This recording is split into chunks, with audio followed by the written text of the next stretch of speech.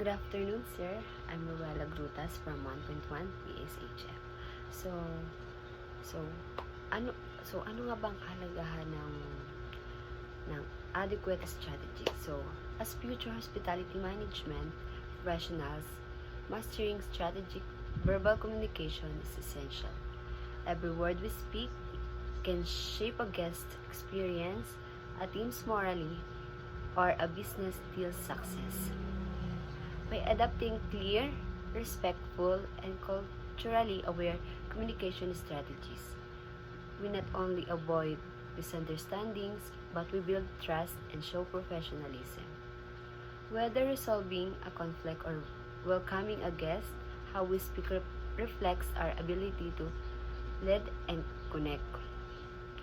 Practicing intentional communication also helps grow, enhancing our confidence, emotional intelligence, and adaptability.